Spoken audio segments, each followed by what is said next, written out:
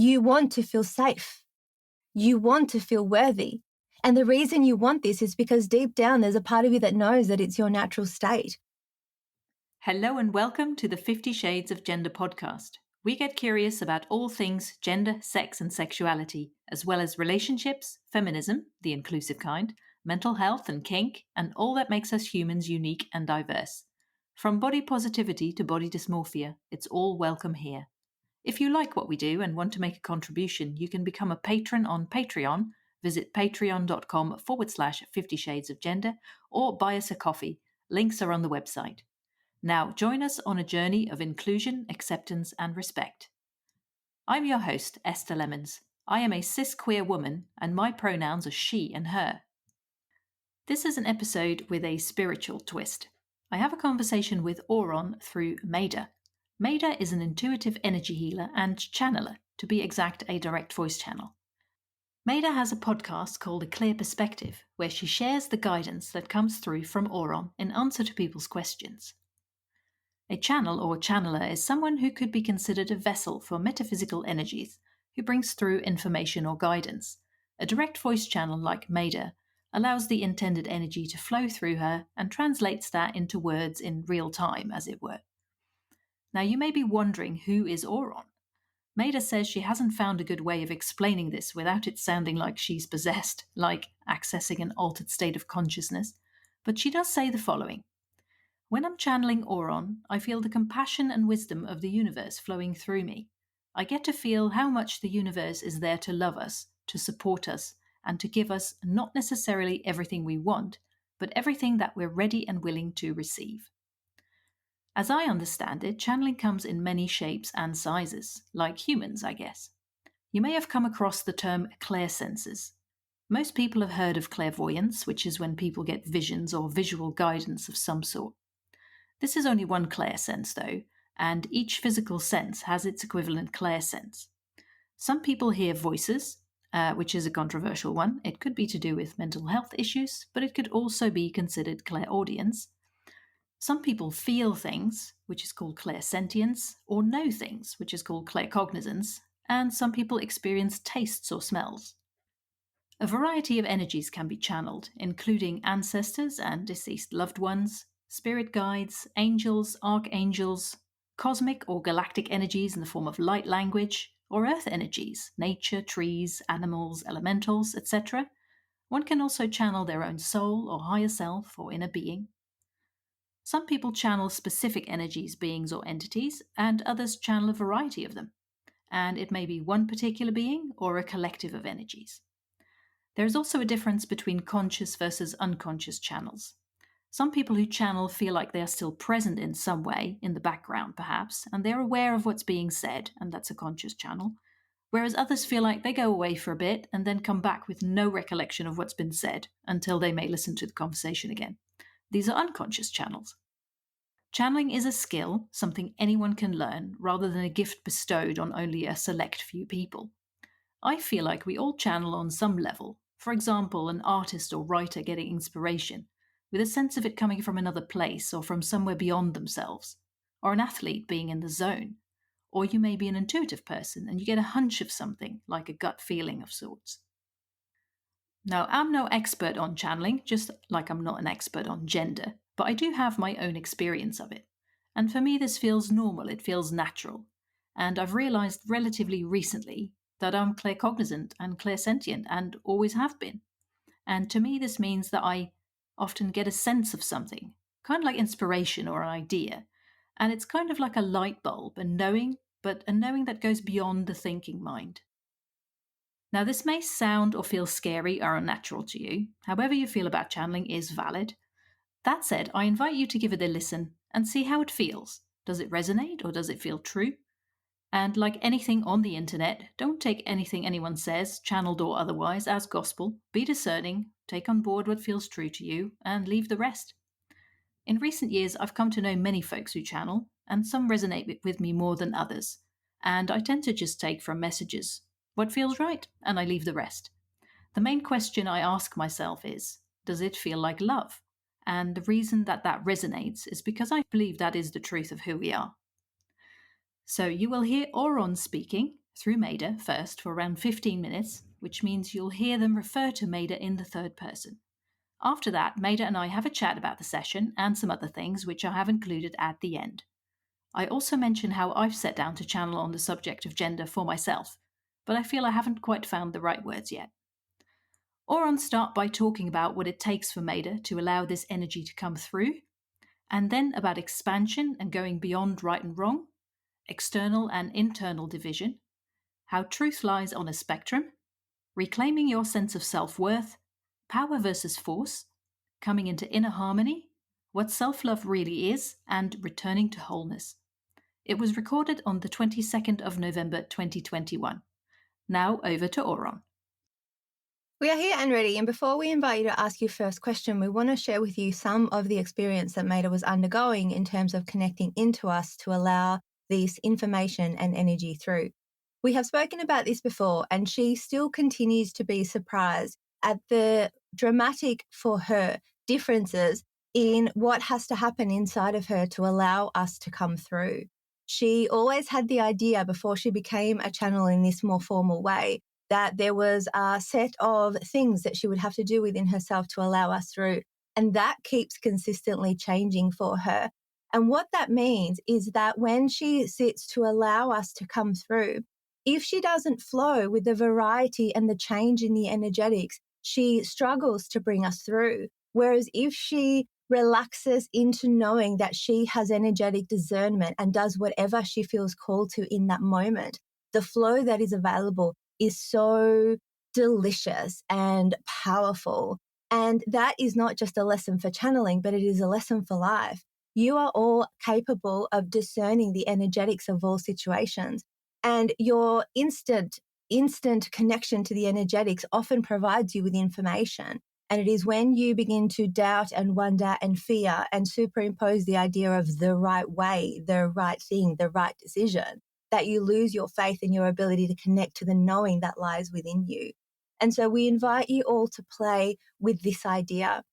What will bring me to expansion here? What feels like the most expansive and lightest and most flowing decision for me here?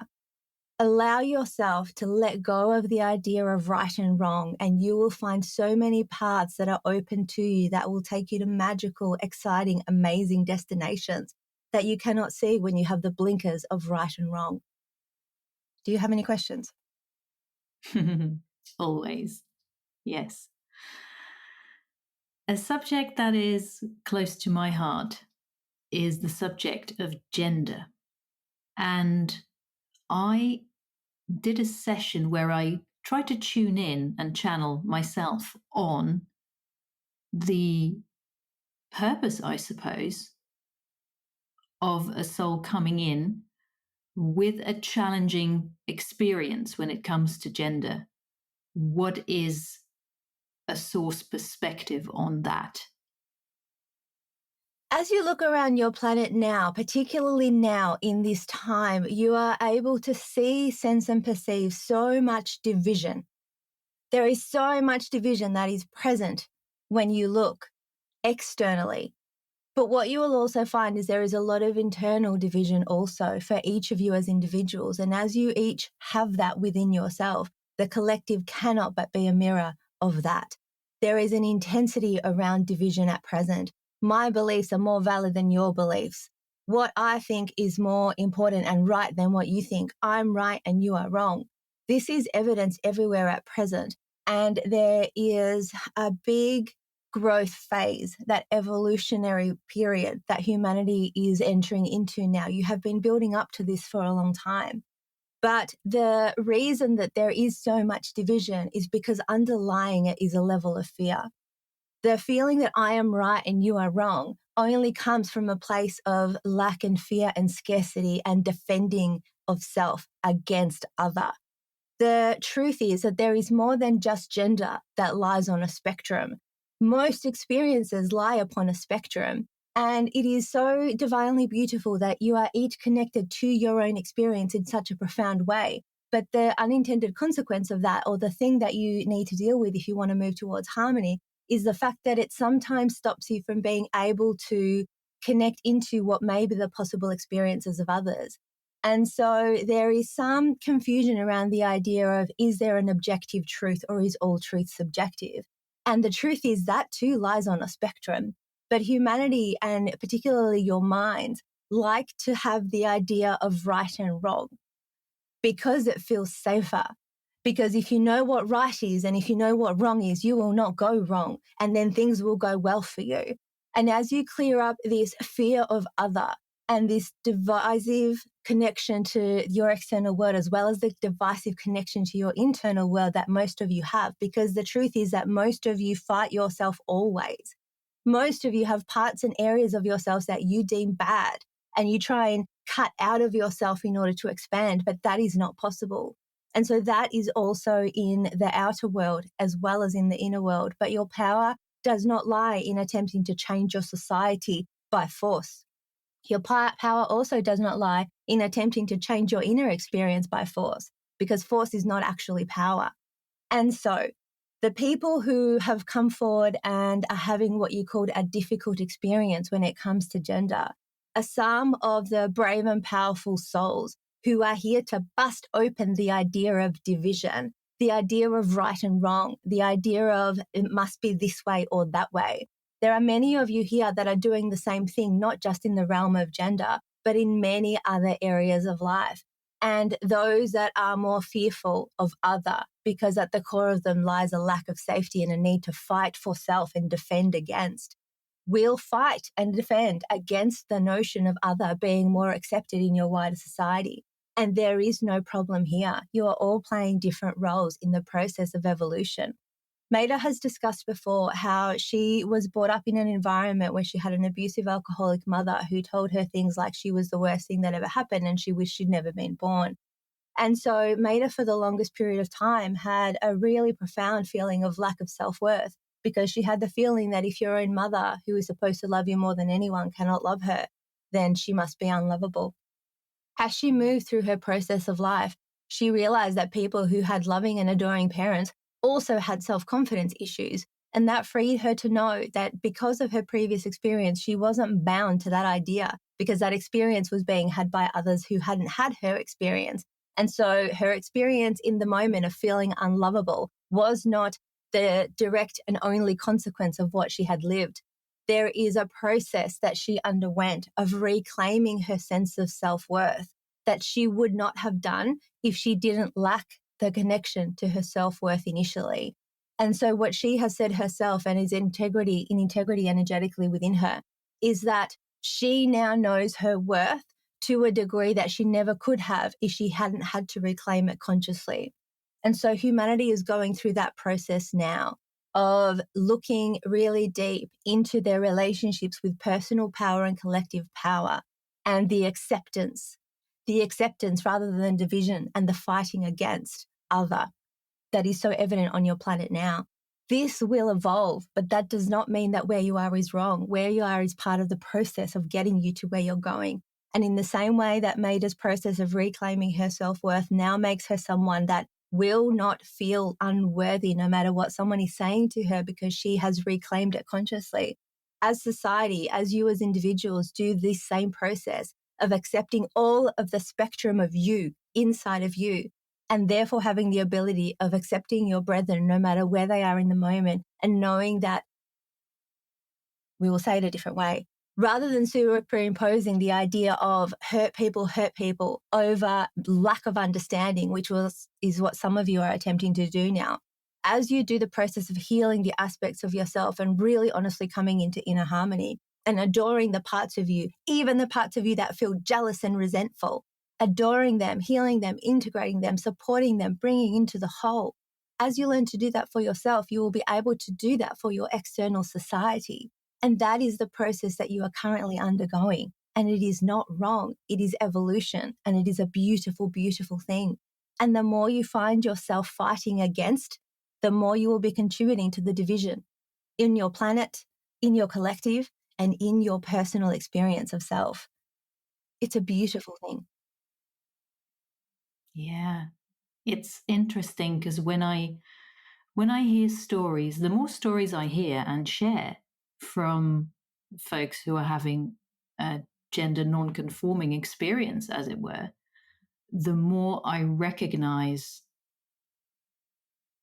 some of their struggles in myself, but obviously not in the same way, like not in a way that I have gender dysphoria or have questioned the body I was born into, but from a perspective of like feeling like I didn't belong or fit in anywhere when I was younger, feeling like, I don't even know what to use as an example, feeling like the lack of self-worth, like that you speak of, that Maida struggled with.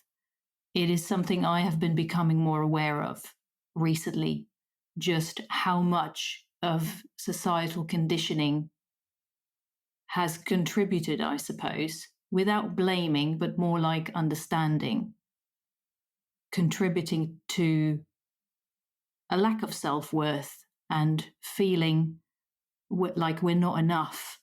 There is so much of that going on, I think, generally in the world. There is, and we will say something that we have said before, and it bears repeating over and over and over again. When you come as little babies onto your planet, you are so deeply connected to your self-worth. And it is over time where you learn that when you do particular behaviors, you are given smiles and what looks like love. And when you do particular behaviors, you are given frowns and what looks like the withdrawing of love. When that happens the first few hundred times, you are unfazed by it because you remain so connected to your sense of self-worth. But over time, what tends to happen is you start to sacrifice the feeling of the connection with that self-worth so that you start to play the game and do the dance so that you get the smiles that feel like love. And the more disconnected you become from yourself, the more you are willing to compromise important aspects of yourself in order to do the dance and be given from outside of you the feeling that you are worthy and the feeling that you are loved.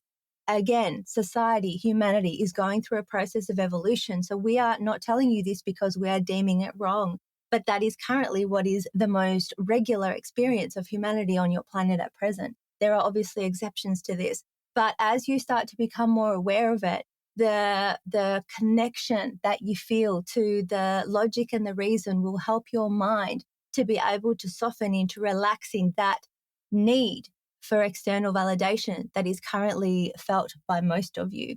But you cannot expect yourself to stop demanding or wanting or seeking or searching or compromising for the sake of external validation without giving yourself that validation on the internal plane. Once you start to validate yourself internally, once you start to encourage yourself internally, once you start becoming your own best supporter and encourager within yourself, that is when you will start to be able to let go of the need for external validation. Some of you attempt to get rid of that need and give yourself nothing to hold on to instead. That is not self-love. You want to feel safe. You want to feel worthy. And the reason you want this is because deep down, there's a part of you that knows that it's your natural state. And so support yourself. Do not try to beat yourself into expansion. It is something that so many of you do without realizing that it is what you are doing.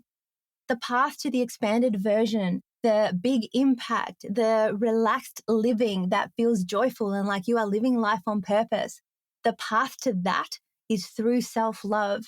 And when you have that, and when you are not fighting against yourself and resisting yourself, and you're not fighting against or resisting the external world, your inspiration to divine action is going to be so palpable that you will not even question. Your decision-making process will be just one of following the flow, and the ability to create incredible results will become so much more evident to you. But don't demand yourself to go from where you are to where you wish to be without first building the inner scaffolding of self-love and self-support, because that is what will allow you to let go of the old and familiar, because you may or may not realize that the familiar feels safe to you, and you will choose safety over the having of the things that you imagine that you want, if that is the choice that's available to you. So make yourself feel safe inside of yourself by loving and adoring every part of you. Right now, some of you are attempting to punish or cut away or remove aspects of yourself in order to be your best self. But all that does is make you feel unloved and unwanted and unsafe, because the message that you give to any part of you is the message that you give to all of you. This is deep, profound, important work. And as each of you do more and more of that, you will start to see more of that in your society. That is where humanity is headed. That is where you are headed. But the path is through self-love. The path is through self-love. So we remind you again, ask yourself the question, because the inner knowing lies within you. How do I move more to expansion in this situation? What could I do in this moment to be more self-loving? And we want to clarify something. Some of you think that doing acts of self-care, like having a massage or walking on the beach, equals self-love, and you consider your self-love done, ticked when you do those activities. Although they can be helpful and nourishing and wonderful, and we are not saying anything against them, we want to be really clear. Your self-love is in the experience of how you relate to yourself, how you talk to yourself, how you encourage yourself, what your inner space is inside of you. And you cannot reject only some aspects of you. You will always be rejecting the whole. And so know that as each of you comes into harmony within the self, you will be accepting the spectrum and all of the places upon which you lie. And that is why the universe outside of you is mirroring what is going on inside of you. And the less fighting against, the more moving towards, the more supportive, the more expansion you can find inside of yourself, the more of that you'll be creating on your planet. And that will start to build and build and build. And that is a beautiful thing. We love you. We love you. We love you. Go well. If you're still here, thanks for being open and willing to listen. This was my third conversation with Oron. It was episode 70 on the A Clear Perspective podcast, and it was released on January 26th. You can also watch the video of this conversation, which you can find on the episode page as well as on Medha's YouTube channel. You can find out more details on the website at 50shadesofgender.com/clear-perspective, where you can also read the transcript. And you can find Medha on her website, oronandmedha.com, which is ORONANDMEDHA, and on Instagram at Oron and Medha, and on YouTube. Just search for Oron and Medha. If you'd like to find out more about what it's like for Medha to be a direct voice channel, you can listen to the A Clear Perspective podcast, episode 60, called What Does a Channel Experience? Thank you for listening to the 50 Shades of Gender podcast. You can find us online at 50shadesofgender.com, on social media, and on YouTube. Again, if you'd like to support us, please consider becoming a patron on Patreon. Visit patreon.com/50 Shades of Gender or buy us a coffee. Links are on the website. We hope you will listen again. Until then, stay curious and open-minded.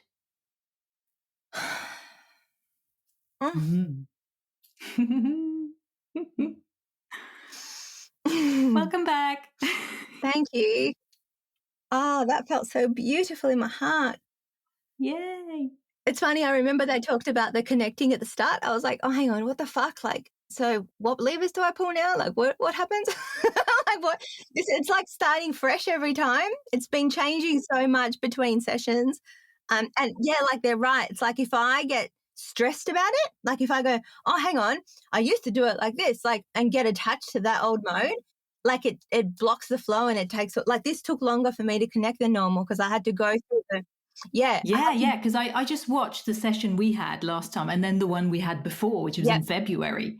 So it was interesting how it seems different every time. Yeah, how it does to you as well? Yeah, it does. Because I'm really curious. Because even when I watch it back, I think I watch it through the filter of having experienced it, so I can't really tell if it's like different to outside or inside. Yeah. Well, sometimes I tend to have my eyes closed when I talk to Oron, like immediately. But then this time I had them open, but also I was kind of checking in as well because I noticed it was taking a bit longer. Yeah. I was peeking, like, what's going on? Yeah. Has the internet dropped out? Like, are we still here? Yeah, it took ages for me. Yeah. Oh, nothing wrong with that. Yeah. No, it was interesting. And I like, what's funny is when I was connecting, I knew they were going to talk about it. Like, I could feel that they were going to talk about it. And so then I had to go like, well, that's okay. They can talk about it. It's fine. I'll just take my time. It doesn't matter. There's no rush. Like, it's and I was thinking for ages, like, what am I going to talk about? Part of me was a bit like, let's just see, it's no big deal. And another part of me was like, well, what are we going to talk about though? Because this is a podcast episode. This is important, And I was like, oh, what about this subject? What about that subject? And then it's just in the last half hour before we got on, it was like it's going in the direction of gender. And I was rewatching like a channel that I did for about the subject myself, so there was some like some resonance with that. So yeah, and there's so much more to it, and I feel like I really have a strong desire to find good words for it. Oh, that's beautiful. Well, we always get the podcast episodes transcribed, so you can have the written words of this. They're just on the website always. Like for, people who have got hearing issues or whatever, people might prefer to consume it in the written form.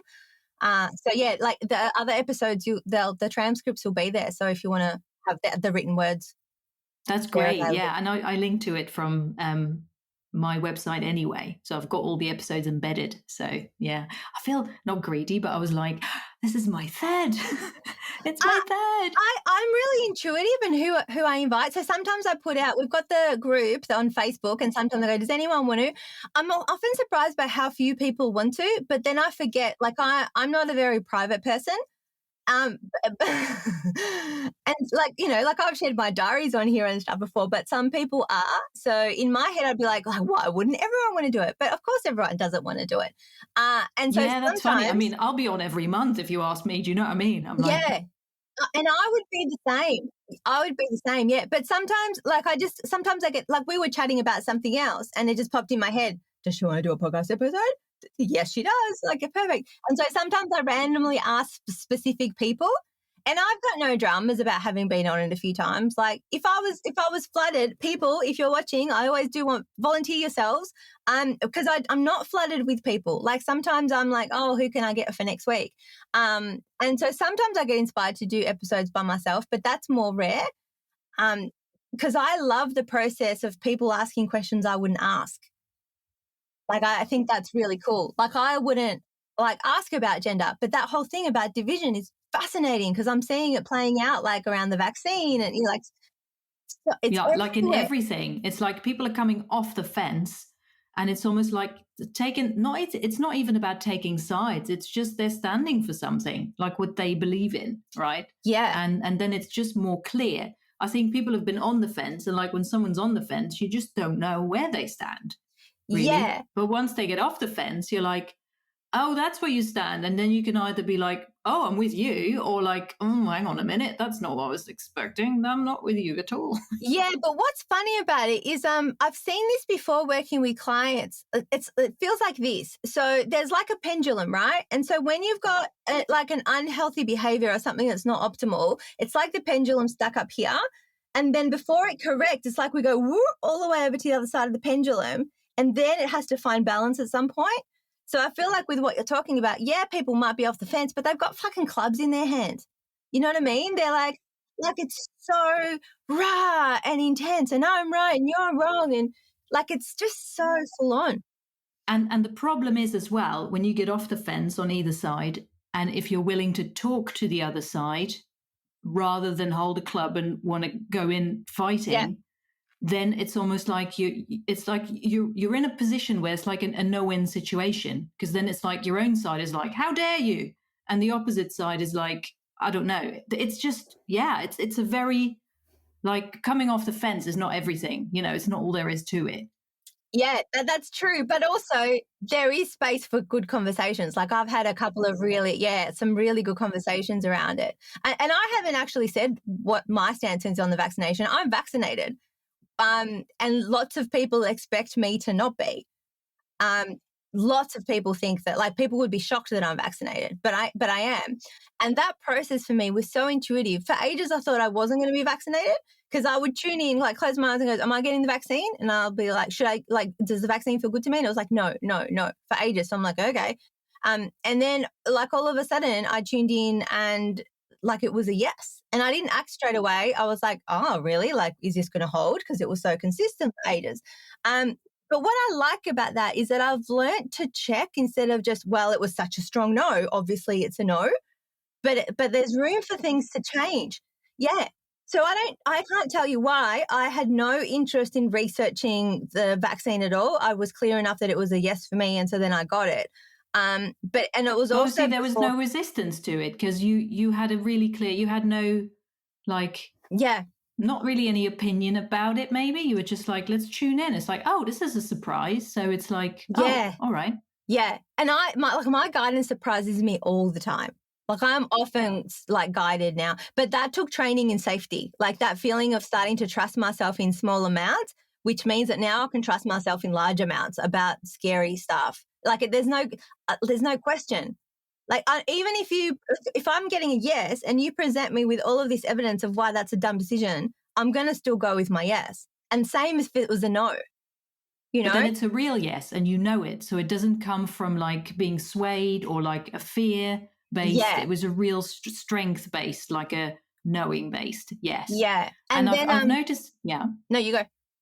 I was thinking, I've noticed a step in the direction of that feels like just letting go of resistance, because I think I'm quite holistic based and orientated. I've studied nutrition, all those things. And I think some years ago, I would have been like, no, vaccine, no, definite no for me. And now I'm more in a place of like, you know what, I'd rather not have it for myself. Yeah. I'm pro choice, like let everyone make their own minds up without getting grief for it, ideally. You do you, I do me. Yeah. But I'm also like, if I were to get to a stage where I'm like, okay, I can't travel unless I have the vaccine, then I'll be like, okay, I'll have it then. Do you know what I mean? I'm Yeah. like, Yeah. I'm really like, whatever, I'm not worried about it. I'm not Yeah. like, oh my God, what if I have to, there's nothing like that going on in me. And it just feels really like a non-issue. It's like light and easy. Yeah. Yeah. It's so much better that way. Exactly. Yeah. Yeah. I was lucky. Well, it happened that my yes came quite early. So I didn't really know that there was going to be like this society divide in terms of what you can access and what you can do and what you can't do. So like my yes felt really clean. It may have still felt clean even if that kind of pressure was applied. But I like it shifted before any of that happened. So I didn't have to deal with whether or not I'm deciding based on pressure or based on what feels right for me. And they mentioned in the vaccine episode, Oron said, like, my struggle is with people who, like the pressure, like like, yes, it's a choice.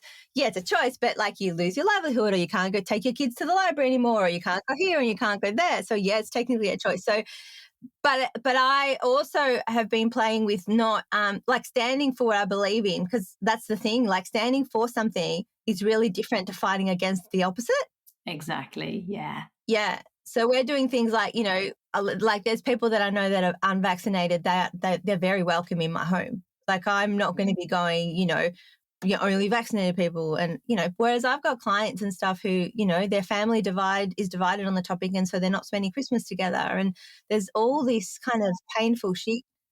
It is tricky, yeah. I mean, I have a friend who's not very well at the moment, and we happened to chat about it the other day, and she was like, maybe we should put off our meeting up. And I'm like, totally. I don't want to put you at risk if your immune system is fucked. Do you know what I Yeah, mean? Then that's right. we'll Yeah. wait. Yeah. Yeah. And But the thing that's is, right. and she was like, okay, let's wait. Do you know what I mean? I know she has very strong opinions about it, like pro.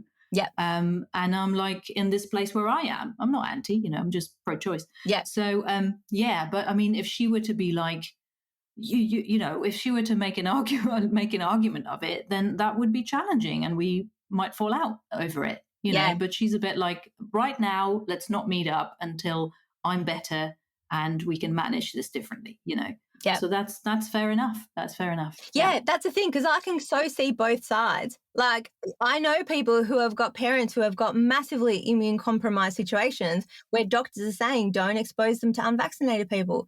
So, of course, they want every professional that they have to interact with to be vaccinated because, like both sides are valid to me. Like, I understand them both completely, and it's not black and white. Like, it's so complicated. It is. Yeah. Yeah. So anyway, divisions internally and externally and coming to harmony. Yeah, totally. Yeah. Beautiful. Well, thank you. I loved it. Thank you. You may, if I don't get inundated, people, if you're interested, if I don't get inundated with people coming on the podcast, I might invite you again soon. Oh, please do. I'll always have something to ask or talk about. I'll keep that in mind. That's awesome. Thank you.